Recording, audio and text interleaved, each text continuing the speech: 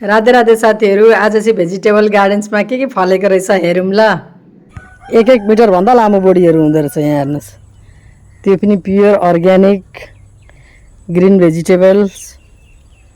यहाँ हेर्नु न कस्तो ल यो त हेर्नुहोस् न, साँच्चै 1 मिटरभन्दा बढी छ होला हौ। यहाँ हेर्नु कति लामो। यहाँ हेर्नुहोस्, एन्डदेखि नै हेर्नु भने त यहाँ हेर्नुहोस्। भोलि म लान्छु अन्तदेखि पकाएर खान्छु। यहाँ हेर्नुहोस्, आमामामा यता यता गएको हेर्नुहोस् यहाँ बोडी। ओ माई गड, यहाँ हेर्नुहोस्। यहाँ तपाईँहरूलाई म देखाउँदैछु। हेर्नु यहाँ पनि त्यति नै हुँदैछ। यहाँ हेर्नु न, पर्सी पुरा फल्न थालेछ। पर्सीको मुन्टा त कति हो कति लागेछ। सानो सानो गट्टाहरू पनि लागेको छ भन्दै हुन्थ्यो बा।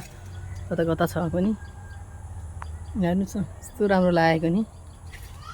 त्यही भनेर म कहिले काहीँ माइत आउँछु क्या, प्योर अर्ग्यानिक भेजिटेबल्स खान लान। यहाँ हेर्नु न, लाइनले हेर्नु परसम्म फलेको। क्या दामी लाग्यो नि हौ।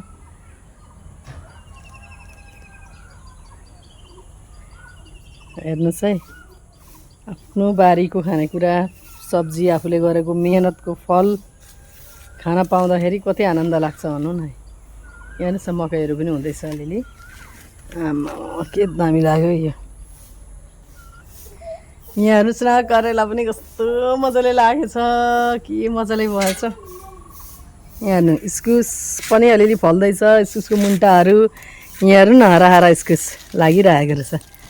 यस्तो हेर्न मजा लाग्छ मलाई चाहिँ।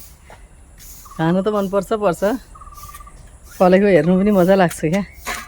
यहाँ हेर्नुहोस् कत्रो गिरमला भएछ। ओ माई गड, करेला हेर्नु न यहाँ, टिङडङ टिङडङ।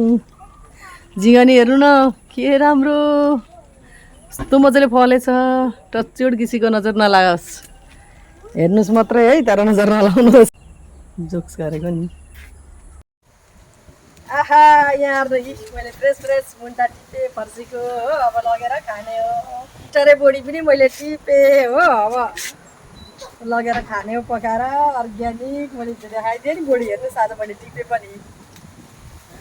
Fresh organic. हेर्नुहोस्, करेला पनि टिपेँ मैले। आहा, कस्तो मजाको हेर्नुहोस्